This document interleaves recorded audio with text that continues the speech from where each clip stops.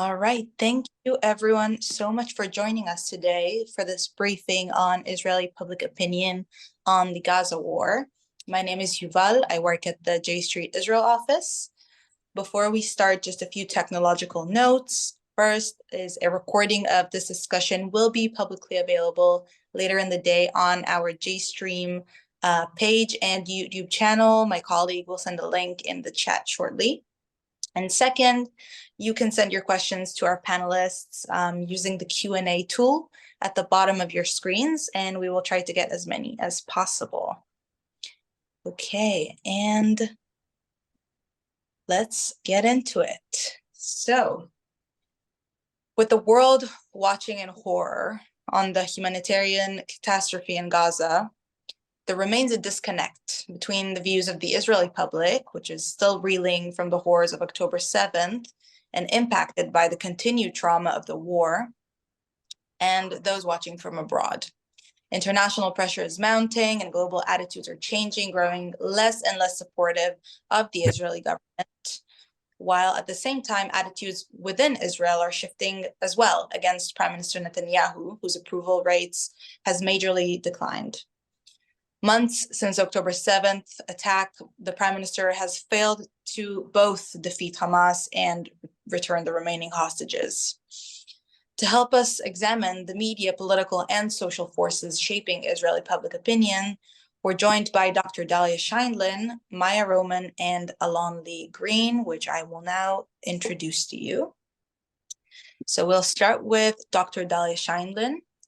She is an international political consultant and public opinion analyst based in Tel Aviv. She's one of the country's leading pollsters, political analysts, and experts on public opinion with a focus on progressive causes and peace and conflict research in Israel. She is also a regular columnist for various publications and has her work published in Haaretz, The Guardian, The New York Times, and beyond. And she recently published a book titled The Crooked Timber of Democracy in Israel, which my colleague will send a link to, or the title in the chat shortly.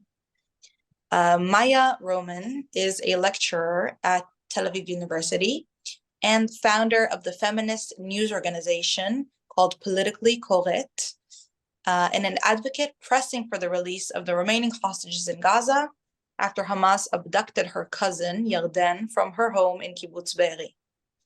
Yarden was released in November's temporary ceasefire, which led to the release of over 100 hostages, while her sister-in-law, Carmel Gat, remains in captivity.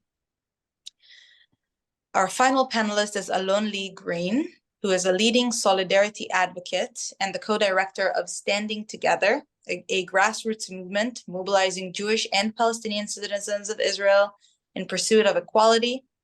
The group continues to advocate against the war, pressing for an urgent bilateral ceasefire to bring hostages home. Dahlia, before we dig in, can you set the stage for us? In the aftermath of October 7th, what is the political environment in Israel? How do Israelis view the war and the humanitarian crisis in Gaza? Thank you for having me, and thank you for the kind introduction. How do the Israelis view the war? I mean, I think the first and obvious response is that Israelis are experiencing a rally round the flag effect when it comes to the war. But by contrast to what you might consider, what you might be familiar with in the US or in other countries, when there's wartime and the public rallies in favor of the war and the government, there are a few differences here. And I should say that everything I'm observing about Israeli society is based on my very close observations of survey research and including my own research. But much of the research I'll refer to is public, and you can look it up if you're interested in the data. So overall, we have a number of surveys showing very high support for Israel's use of the level of firepower being used. Israelis are mostly comfortable with, for example, the level of destruction in Gaza. And I think that this, and for the most part, up until very recently, they're pretty much rejecting a ceasefire when asked in various ways. Now, some of these surveys are not totally asking the same question consistently, but overall, in the various parameters by which we judge public opinion towards the war, support is very high. I can also say that we're generally seeing a majority who oppose things like humanitarian aid into Israel. But there are a couple of into Gaza. Just bring this microphone closer. Let me also just clarify that some of where the differences begin when we talk about a rally around the flag effect. For one thing, in general, it's hard to talk about an average in Israel because we have many subpopulations with different attitudes. And everything I just said about the strong support for the war is an average of the entire Israeli public, but with vast differences between the Jewish Israelis and Palestinian or Arab citizens of Israel with regards to the war. So these big majorities are very big among Jews who support these various aspects of the war that I've spoken about, and very small or generally minorities of between 30 and 30%, 20% or lower, depending on the question, among the Arab citizens of Israel. That's the first qualification. The second qualification is obviously circumstantial. This is not a joyous level of support. This is not a triumphant kind of support. And I'm now moving away from numbers and talking about the feeling in Israel now. The support for this war comes from a very severe sense of existential urgency and survival. That is how Israelis see this war. And I think that that is largely about the Jewish population, but not entirely, because of course it starts for Israelis with what happened on October 7th, which is something that every citizen was affected by, including, there were dozens of Palestinian or Arab citizens of Israel who were killed or kidnapped. So that is something that is, I think, casting a pall over everybody in terms of how Israelis are experiencing this war. I should also, I don't think it needs to be said that the war goes on, and so people are dying all the time. It's not just about what happened on October 7th. So it's creating further trauma all the time, soldiers being killed, but also people who are displaced. We have about 100, probably 125,000 or 150,000 who are displaced now. And of course, the trauma of the hostages and their families. So all of these things are creating a very dark atmosphere. Now, I'll qualify that for 1 second. You can walk around Tel Aviv and see people going out. The rockets have died down, so life has largely resumed in what looks like normal ways. And this is something that I can't prove, but we do have, again, enough survey data, but also anecdotes showing that I think that if you are sensitive to how society feels here, that sense of normalcy is extremely surface level. It's brittle, it's fragile, and people are feeling, dark, pessimistic, and, frankly, many people are, again, still going through the trauma and feeling very broken. The third qualification I would say that distinguishes the current, social attitudes towards the war is that, by contrast to the data that we would see in other countries where society rallies in support of the war and the country and the leadership, we're seeing divergence of strong support for the war, but a plunge in support for the Israeli political leadership. And that is the reasons why that's happening, I would say, are mainly twofold. One is, of course, the failure of October 7th, the sense that the state was completely absent in the weeks after October 7th. But first of all, the failure to not have been able to detect and prevent or respond properly on that day, but also the sense that in a more widespread by more widespread parameters than just the military or the intelligence failures, that the civilian ministries of the state were unable to provide for the needs of citizens in the weeks and months after the war. And civil society had to step in, which is why we also see a very high level of enthusiasm and support for Israeli society itself. People felt they could trust each other.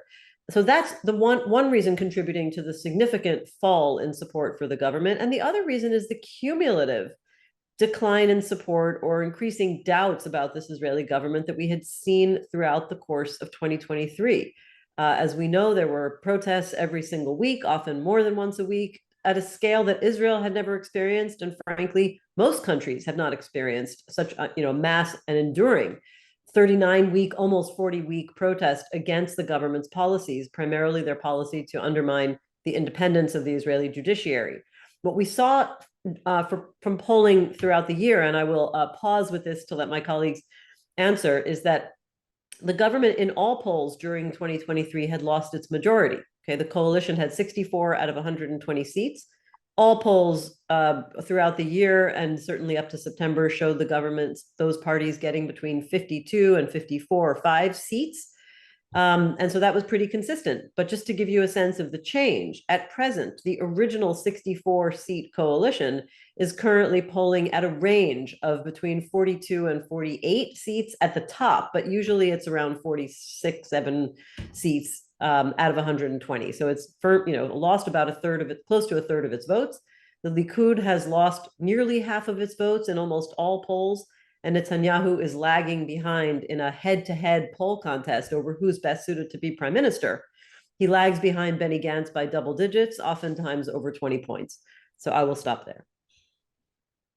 Thank you, Dahlia, for this brief yet very concise overview. I would like to segue into Maya, and I want you to tell us a little bit about your personal activism in the past couple of months. What have you been engaged in? What do you see around you with the other families? What is motivating the families to protest? Has there been a shift in the positioning of the families? Are there any discussions linking the reality of the hostages and the humanitarian crisis in Gaza? Thank you. Thank you for having me, and thank you everyone for coming. I on October 7th woke up like everyone to uncertainty that we're still living in. I work in independent journalism, so I started receiving a lot of rumors going around from reporters saying that something is wrong, something appears to be wrong and out of the ordinary. My cousin Yarden had just left Kibbutz Be'eri, which is one of the kibbutzim that was hit the hardest. It's very close to the Gaza border. She lived there for the past 4 years with her husband and their 3-year-old daughter, but had just left in September because she was afraid of the military situation. She wasn't afraid for her safety so much as she was afraid that the constant anxiety was going to affect her and her daughter. And so they decided to leave. And they came back on the 6th of October to visit her husband's family. So it took me a while to understand that she was there because I thought she had already left the kibbutz. And there was a lot of chaos on the 7th. So for most of the 7th of October, I was obsessively scrolling through social media, like a lot of 99% of Israel, I suppose. We couldn't get a hold of Yarden. She stopped answering our WhatsApp at around 10:30 a.m. And we didn't know what happened. And then the following morning, we got a call from her husband, Alon, who told us that around 10:30, several terrorists entered their home. Alon's father was able to hide in the bathroom, and he saw his family being taken one by one from their family home. First, his wife, Alon's mother, Kineret, was taken. We later saw a video of her around the kibbutz. We hope that it means that she's okay, but then we later saw the other half of that video, which showed her shot in the head, lying outside of her house in a pool of blood. He then saw his daughter, Carmel, being taken away. Carmel is still held hostage in Gaza. And lastly, he saw Yarden and Alon and Geffen being taken.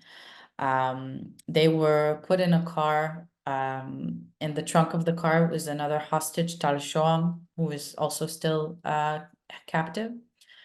And they were taken towards the Gaza border. And just before the border, the car slowed down because they saw an Israeli tank. And so the terrorists, there were 4 terrorists in the car, they jumped out to attack the tank or understand what was happening. And Alon and Yarden were left alone with the driver of the car, who slowed down to make a U-turn. And they seized the opportunity. They jumped out of the car with Yarden carrying Geffen in her arms. They were looking for a place to hide, but as they would later learn, there were no Israeli troops in the area. Be'eri was actually only liberated 4 days later. So that entire area was basically not under Israeli control for quite a long while. And they realized that there was no help coming, and they tried running to a nearby army post, which they realized was also on fire and taken over. At this point, Yarden gave her daughter to Alon so he could run faster, and she stayed behind and pretended to be dead. Alon hid with Geffen for 8 hours in a ditch that he found until it was dark. And then he made his way back to the kibbutz and called us and told us that he is okay and Geffen is okay, but he doesn't know what happened to Yarden. And on that day, my uncle called me and said that they understand that Yarden has been taken, and this is going to be possibly a very long fight and one that would require dealing with the media. And so I came right over. We all live on the same street in Givatayim, which is near Tel Aviv. And from that moment, we basically started our family war room, which quite a lot of families did. Gili, Yarden's brother, went to the field every day, went back to Be'eri to search for her, to get the army to search for her, because there was so much chaos that you couldn't expect them to search for one particular person. And I would organize media interviews. My family, we also have German citizenship, so a lot of our work was also in Germany. We, on the first week, held the press conference of all the German families with hostages taken. We started reaching out to all the big German officials, and we organized press tours into Be'eri. This was the first week, so the IDF spokesperson was still not functioning. So for a long while, to this day, I still get phone calls from reporters who think that I am the IDF spokesperson, because during those first 2 weeks, we kind of organized things in a way that other actors did not. Since that time, we started advocating. We focused on Germany and the US because of our connections there, and because we felt that here back home, there were a lot of families and a lot of the protest movements that kind of organized to help the families, and we were less needed. The families, basically, we try to put pressure on the various actors that can release our loved ones, and that means both Israel and Hamas, basically. Pressure on Hamas is obviously not something we can directly influence, but we can influence countries that have relationship with other countries that do influence Hamas, like Qatar and Egypt, which is why we work a lot in Germany and the US. I think, and we can get into this later, but a lot of, the families are in quite a difficult situation, where on the one hand, we were and are very scared of the issue of the hostages being framed as a left-wing issue, which it has and still is by several actors, even though we see there's a very big consensus about the importance of the hostages and the need to bring them home. But still, again and again, it gets framed as something that the left is concerned about, something that the left is moving, and the families were very, very hesitant about falling into that trap, because we know what happens to issues that are framed as left-wing in Israel. So for a long time, even though a lot of the families do have connections to the left because of who the people that were taken were, a lot of them were activists on the left, like Vivian Silver, that became quite famous, but also Carmel Gat, who is Yarden's sister-in-law, was involved in olive picking with rabbis for human rights. And so these are people that were engaged in the left and opposed to the occupation for a long while. And now their families had to figure out what is the best tactic to get them out. And for a long while, the best tactic seemed to be trying to appease the current government and trying to make sure that Netanyahu understands that releasing the hostages is the only way to achieve victory in this current situation. I I think that worked to a certain extent when we saw the first hostage deal. So, you know, a lot of the advocacy that the family were engaged in was actually within Israel, but also when we speak to actors on the outside to explain the need for military action. And this is hard for me as someone who's on the left wing, but it is something that I feel we have to remember in these kinds of conversations, that at least in the beginning, the military pressure was important to get the hostage deal that we got. Hamas is a terror organization, and military pressure was required to get them to the table. Whether it's still required at this moment is a different question, but at least at the beginning, we felt quite sure that the military pressure was important to get our loved ones out, and that was something we felt was important to communicate to people abroad. After Yarden was released and after some of the hostages came back, things shifted. It has already been almost 100 days since the previous hostage deal. And so a lot of the families are, one, very, very tired. It's really hard to live in this kind of situation for 150 days. And also beginning to be quite desperate. We see that Israeli media is moving on, not just international media, and things are starting to shift.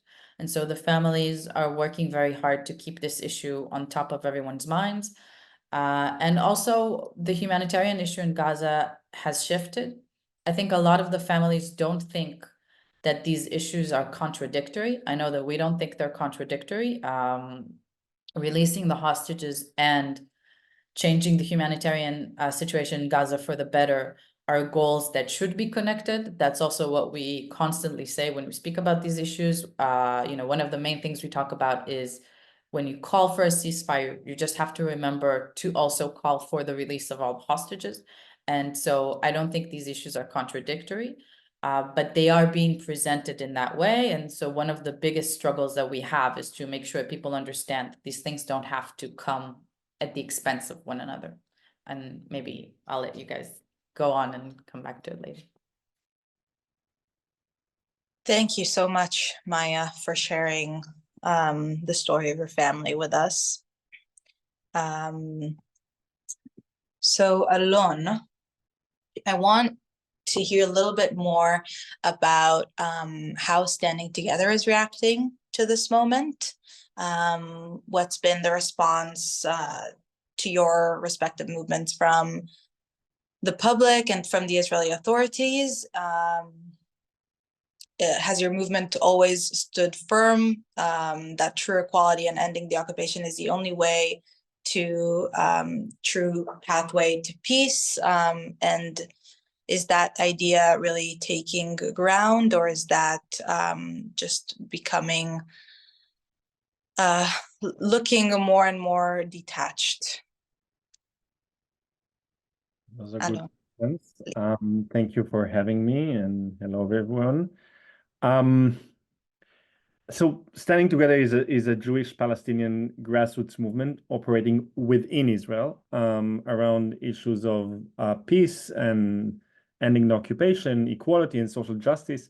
And we've been active long before October 7th, but of course, seeing the horrors and Maya, I heard so many times stories of the hostages, also the story of your family, and it was still shocking and tough to hear you say it and go through what happened that day. And I saw even the Uvda, and I saw it, and it's still very tough to hear.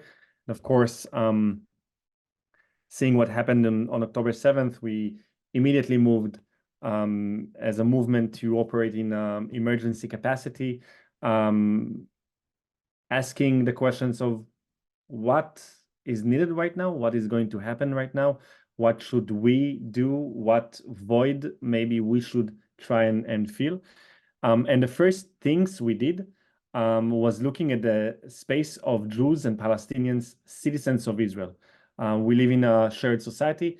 80% of the citizens of Israel are Jewish citizens, 20% of the citizens are Arab Palestinian citizens. And it's a fragile society. You don't need to be reminded, of course, about what happened on the last war in May 2021, where intercommunal violence erupted. A lot of communities just collided with each other. You could not trust your neighbors. Sometimes people died. You saw a lot of violence in the mixed cities. And we felt that one of our first tasks should be the task of de-escalating the threat and the danger of violence within our society, and trying to create messaging and existence on the ground of a de-escalating activity. We formed Jewish Arab Solidarity Guards all across Israel, dozens of groups like that, doing solidarity work, doing volunteering work, doing campaign working, saying we are all in this together. Of course, Dahlia mentioned the stories of Palestinian citizens of Israel aiding in the 7th of October, saving lives of Jews, losing their own lives. The missiles of Hamas, they don't stop just before hitting a house, asking whether it's a Bedouin house or it's a Jewish house. They hit and they kill. And we try to tell the story of all the citizens being in this tragedy, being in this terrible moment together. Another thing we did quite soon after the war is dealing with this ugly, terrible wave of the government pointing on the Palestinian citizens of Israel, saying that there are people siding with Hamas, that there are people that are the enemy from within. We saw a lot of people getting fired for showing empathy toward their people in Gaza, saying that, it was, and in many ways, it is still a very controversial thing to say that the children in Gaza are innocent. I'm sorry to say that, but it is a controversial thing to say right now in our society, or to say that, most people in Gaza are innocent. You could write it as a Palestinian in Israel in your Facebook page and get fired from the hospital you're working, or the school you're working, or get expelled from university. So we formed a hotline aiding with social work, legal work, and really supporting those people that were persecuted because of their identity or beliefs. And now I'm coming to the more complicated part. Since October 7th, we are in a campaign, in a public campaign, saying that there is another way, trying to insist on pointing on this other direction, not jumping and moving from one war to the other military occupation to the next war, saying that military controlling millions of people that are not citizens of Israel, but are controlled by the army of Israel, this is not maintainable. It is not something that can work. It is not something that can provide us with safety, with a safe life. And of course, the only way to achieve this security is by achieving a reality where all the people living on this land live a safe life, an independent life, and a free life with no occupation. And this is the main campaign we're still engaged with, calling to end the war with a ceasefire agreement, releasing all the Israeli hostages, bringing them back to their families, but, and it's important to say, also ending the killing and the destruction in Gaza. We are trying to bind this together and to say that this is the reality that is needed in order to move forward. And Yuval, you asked, how is it perceived by the Israeli society? And I guess Dahlia can answer that the best here. But I will say that a lot of the spaces that were very much shrinked after October 7th, that were very narrow, are opening up in the last few weeks and months. It is more possible to call right now in our society for a ceasefire. It is more possible to sound the call for peace and also talk about a Palestinian state. And I must say that because of many reasons, it's also possible because of the American administration. For example, President Biden has said a lot of things that brought to the Israeli discussion, to the Israeli news, to the Israeli social medias, calls, including the saying that only a Palestinian state in the long run will be able to secure a safe life for the Israelis. Those kind of things are opening up spaces for us to operate in Israel as political and social actors, and to try and also bring our voice of saying that, one fact is, a very true and reliable fact. 7 million Palestinians are going to remain on this land, and they're not going to leave, even though there are many fantasies of expulsion from the right wing in Israel. But also 7 million Jews are going to remain living on the same land, and they're going nowhere. And if we want to move from a discussion of, you should leave, no, you should leave, you did this or you did that, and a lot of those things will be true, by the way, we need to base our discussion upon this fact and start talking about solution. And the only solution possible is acknowledging the right of all these people, the 7 million here and the 7 million there, to live a life of freedom, equality, and independence. Thank you, Alon-Lee, for the important words and for the important work that you've been doing since and before October 7th. We have a question from the audience that is directed to all of you. And the question is, can you share with us about media coverage in Israel? What scenes are people exposed to? How might this differ from the news encountered by the international community? This is a wonderful question, and I'm going to let the experts answer this. How about we start with Dahlia? Okay, thank you. So Alon, just in response to your comment, I know that whenever there's a pollster on a panel, everybody thinks they can't talk about public opinion because I have all the data. Let me tell you, first of all, we don't have data on every single point. Secondly, I'm a big believer in balancing data with our personal experiences, with our understanding of society, but not only our personal acquaintances, but data, generally is how we generalize, and experiences and the understanding of how things feel is also important.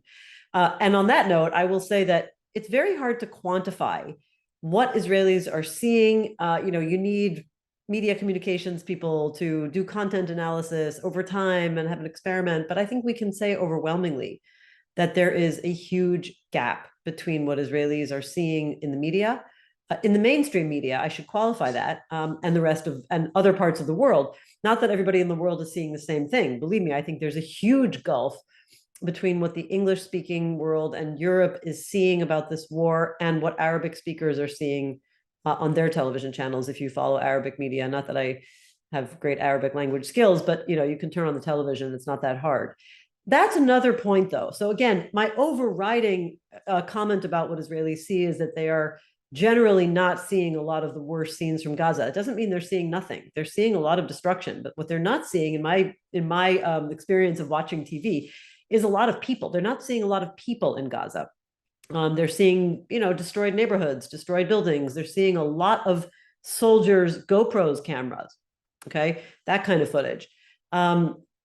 So there's a big gulf, for one thing, and I don't think we need, a very systematic methodology to know that, because all you have to do is turn on TV. And by that logic, I also want to say that it's a little bit too simplistic to say Israelis don't know what's happening, because we all have social media. We have huge, cell phone coverage in Israel, and very much most of that is smartphone coverage. So everybody can see anything they want. And it would be hard to say that Israelis don't know at all. And once they know something, if they wanted to, they could just look it up.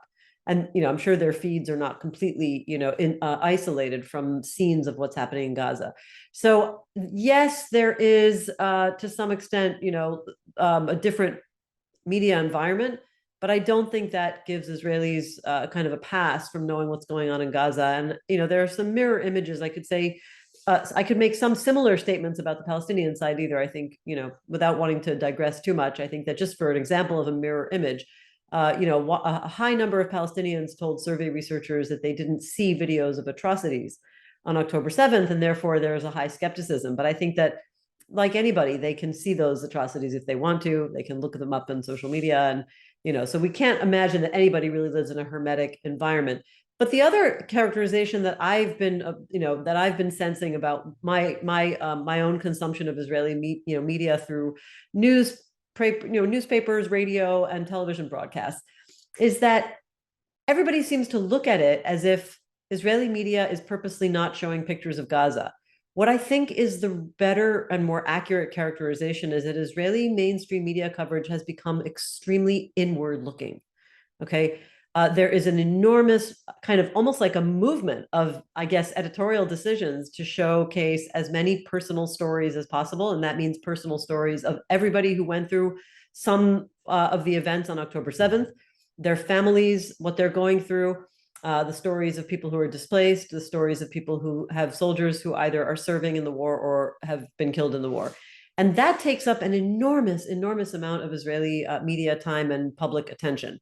Then there's all sorts of other internal domestic stories, right? There's the political situation, there's the functioning of the government, there's the budget, there's the draft issue with the ultra-Orthodox. And then you have a little bit of international, coverage of international affairs, mostly in terms of how it affects Israel. And so I think that by and large, to really understand the mentality in Israel right now, first and foremost, it is inward looking. Israelis are looking at their own experiences and trying to cope with them, which I just hope sheds, I've been accused of whitewashing Israelis, ignoring the suffering in Gaza. The result might be the same, but I think we have to understand that this is the reaction of society to what it's been going through since October 7th, without, opening up all of the bigger context about what Israelis do and don't know about, long-term occupation and the consequences. I will qualify one final thing before turning it back to my colleagues, and that's that I think, and I peeked at the Q&A box and I see there was a question about Israelis, supporting or not supporting humanitarian aid, because I mentioned it, that there had been a majority of Jewish Israelis who were against humanitarian aid. I should say that in the very last survey that was conducted that tested this question, which is an all Jewish panel survey, meaning it's the same respondents, the portion who opposed it went down just a few points to 51%. So it's still a majority who oppose humanitarian aid, but the lowest it's been so far. Mostly it's been in the mid 50, upper 50% range. And I think that might have to do with the original question, because Israelis could not entirely ignore what happened last week. The really horrible situation of Palestinians being killed either by a stampede or IDF shooting as they were trying to get aid in northern Gaza. So I think that did seem to penetrate Israelis' consciousness. And I don't know if it's a turning point yet, but it's worth pointing out that when dramatic and horrible things like that happen, they do, of course, appear on Israelis' metaphorical radar and literally on their screens as well. Thank you, Dahlia. It's also important to say that this specific piece of news has been covered in Israeli media, which is why it's penetrated the Israeli news feed, I guess. So the next question is also for all of you, and it is very big, and it is, what is the future of the Israeli left? What, the way you see it, what has been the effect, if any, of the unprecedented pro-democracy protests against Netanyahu's judicial coup and the events following October 7th? Whoever wants to take this can just go ahead. I can take it. I like to talk about the Israeli left. So prior to October 7th, the Israeli left wasn't a big success story. It has been declining for many years. It has failed to pass the threshold, one of the two major left Jewish parties in Israel in the last elections. And in general, there's a very long feeling of fatigue and crisis within the Israeli left in all the parties of the political left. And I will say that I believe that politics eventually, and I'm saying it as a socialist, is about competition. There must be competition in politics in order to polarize the public around questions. And polarized might sound as a bad word with a bad connotation, but actually that is what politics does. It is polarizing people and making them choose whether they are in favor of abortion rights or against abortion rights. When a big question is presented to the public, people are faced with this question and they need to make decisions. I think that for so many years, the Israeli politics has been not competitive, meaning there was, or there is, one very strong dominant idea in the Israeli politics, and then there is a full spectrum of different shades of the same idea, continuing until, into the left. Even the Israeli left, in some ways, holds some of the shades of the dominant right-wing idea in Israel of Jewish supremacy in some ways, of maintaining some forms of discrimination in the Israeli society, not only, by the way, Jews against Arab, but in other ways of and forms of discrimination. And I think that the future of the Israeli left lies within the ability of presenting a new, competitive, exciting, energizing idea of what can we rally around, what can we align around, and that must be, for example, an idea of equality, an idea of forming a completely, fully equal society that will start thinking or start leading the thought that maybe a new kind of majority, a new kind of us is possible in the Israeli society. Not, for example, if you go now in Israel or in the last few months, you will see tons of billboards with some kind of a version of ביחד ננצח, רק ביחד ננצח, כולנו, אנחנו ננצח. Like there is a saying, we will win, or together we will win. But if you will ask yourself, what is the speaking voice? Who is speaking? Who is the we? It's not the Palestinian citizens of Israel, for example. It's the Jewish we. And this is kind of a very basic frame thought of the politics in Israel. The we is either, or the us is either the us, the Jews, or us, the Palestinians. And we need a kind of us that is building a new majority of people that have the interest, the need to change reality, maybe also isolating the very small minority that benefits from reality exactly as it is today.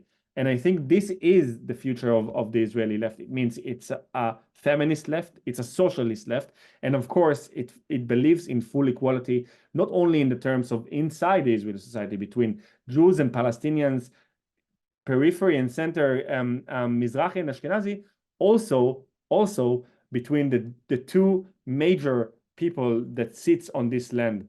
And this equality means that everyone gets to live with freedom and independence. Thank you, Alon-Lee. Maya, do you have anything you want to add to this? Yeah, sure.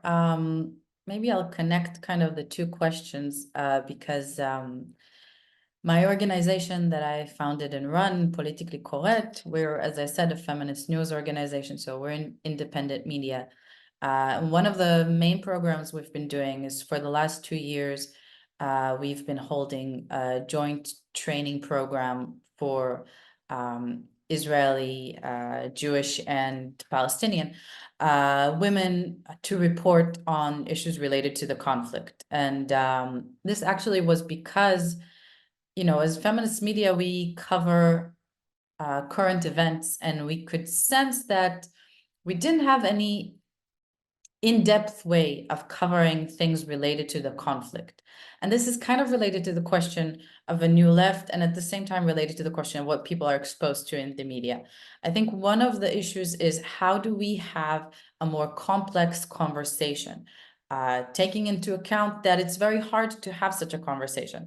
And even now in this situation, it's very hard not to fall into Israel is committing genocide and there's no other way to consider this, or there are no innocent people in Gaza, where the truth is that it's a complex conversation. I see people in the chat asking, how could people in Israel be against humanitarian aid or how can the military pressure aid in releasing the hostages?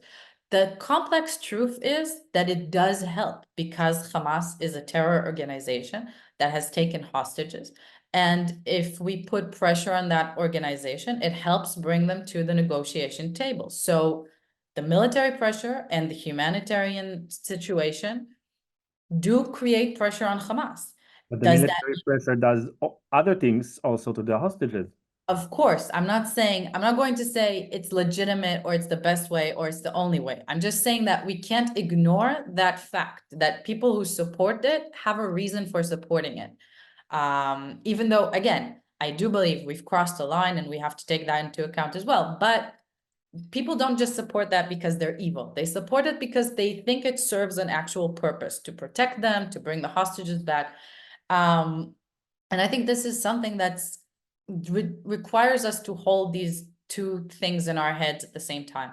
And so in politically, we were trying to find a way to bring more complex coverage because, as Dahlia mentioned, coverage in Israel doesn't focus about things going on outside of Israel, but also when it covers things within Israel, it does so in a very, very simplistic way sometimes. So for example, we see a lot of coverage of people coming home from reserve duty. And still in my organization, we're now running a series of articles about the experiences of soldiers in reserve duty. And when you talk to them more in depth, you see that they have very complex things to say about the price that they're paying for being in such an environment, about the violence that they're exposed to, about the way people are going into Gaza with this revenge state of mind and how it's very troubling for them. And these are stories that we haven't heard in mainstream media.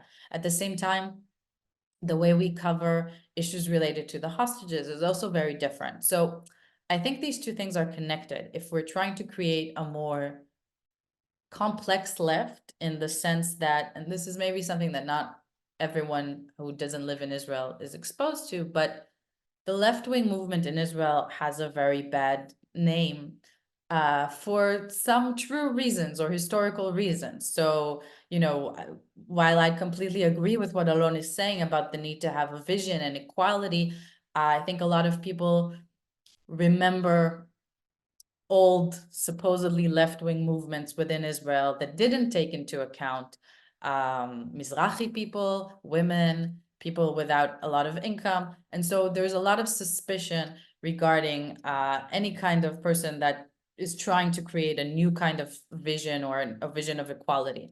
And that's again why we need to be able to hold complex conversations, is because we have to show people that we are taking all of these different points of view into account, and that when we call for equality, it's not just a way of erasing people's experiences who from a lower socioeconomic background or from Mizrahi houses and just going back to speaking about Ashkenazi Jews and Palestinians, which is something that the left has been accused of historically.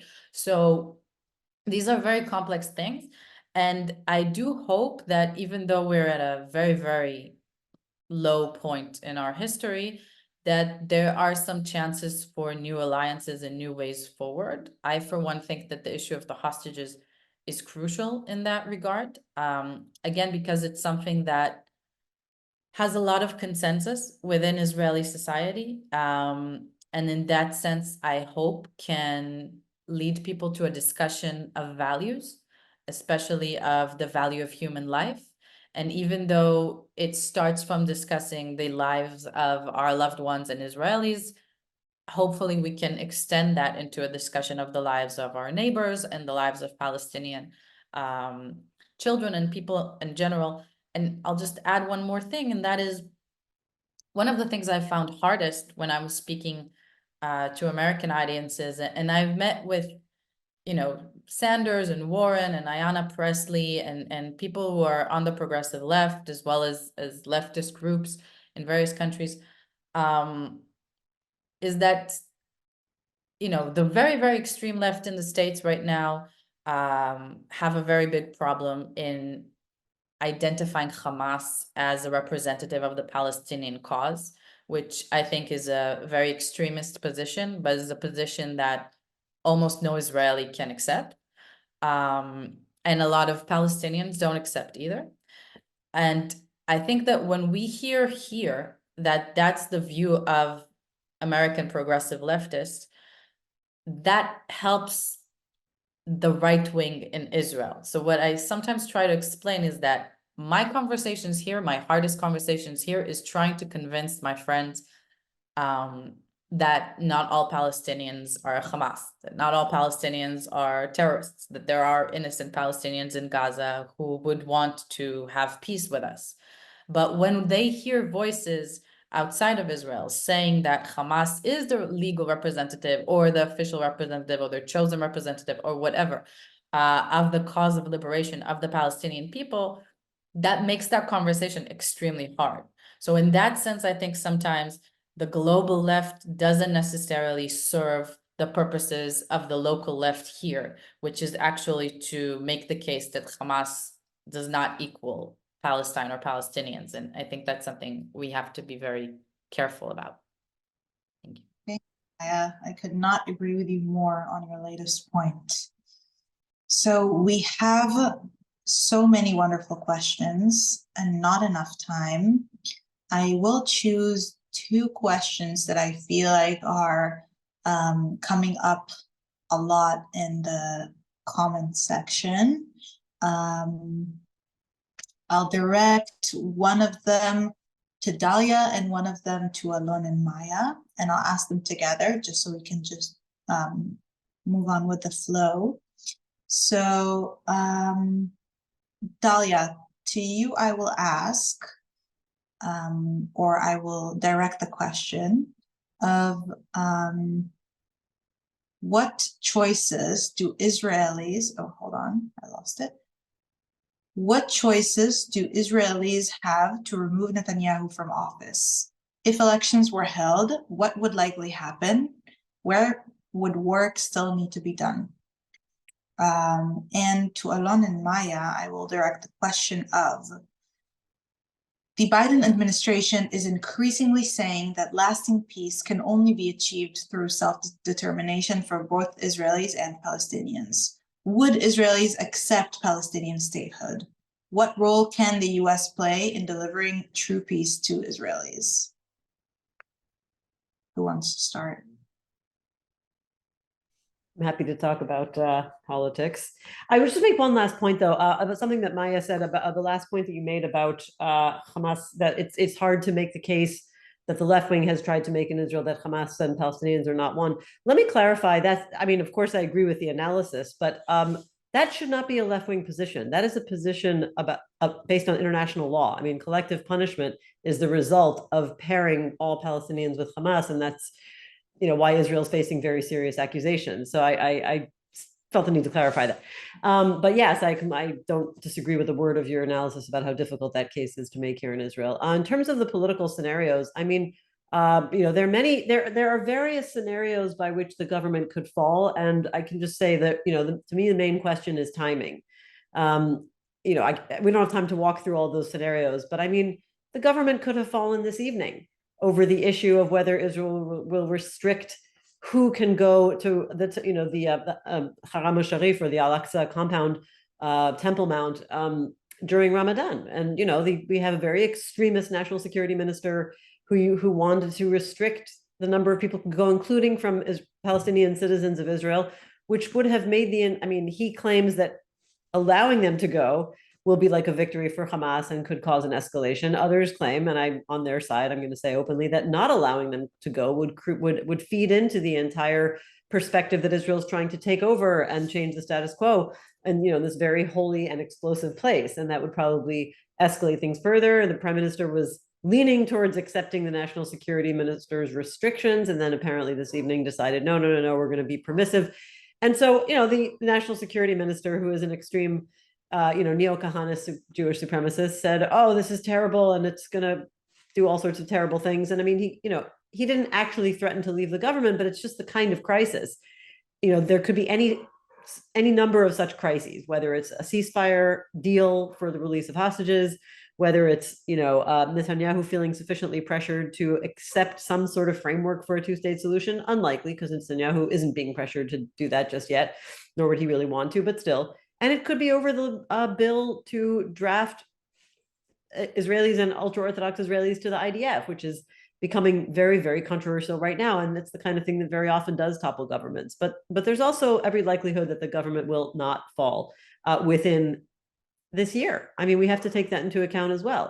And so when you say what would happen if elections were held now, this moment, surveys are very consistent. And the interesting thing is that people, as much as the environment is very hard line here, the large majority of Israelis who have changed their position from what they voted in November 2022 have moved towards the right wing, but the center, or what Israelis would consider a pragmatic right wing. So the plurality of Israelis, about 40, roughly 38 to 40 seats of 120, are right now going to National Unity Party, headed by former Chief of Staff Benny Gantz, not to the far right parties. And as I said, Netanyahu's coalition is losing about a third of its power. But elections will not be held today. Even if they were called today, they would be held at a minimum of 3 months from now. And they may not even be called, months down the line. So there's a lot that's left very unpredictable. Especially given what happens next in the war, right? Do Israelis perceive that they will have won the war by the time elections are held? Personally, I doubt it. I think Israel's going to have to get used to losing its first war or having a non-decisive situation at the end of its, as the first end of that type to a major war in Israel's history. Will the hostages come back, and will they come back alive or mostly not alive? Because every day, I think, threatens the lives of hostages, as we know. Already, the IDF has admitted that 30 of them are probably dead.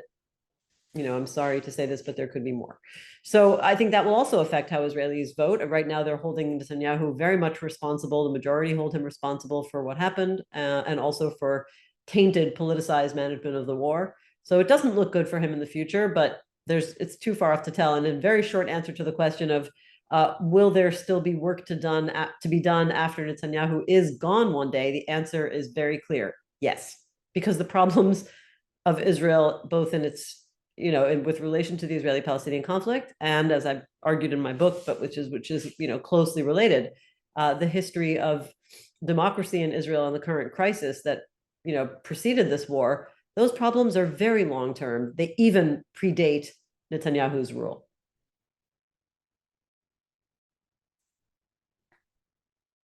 Thank you, Dahlia.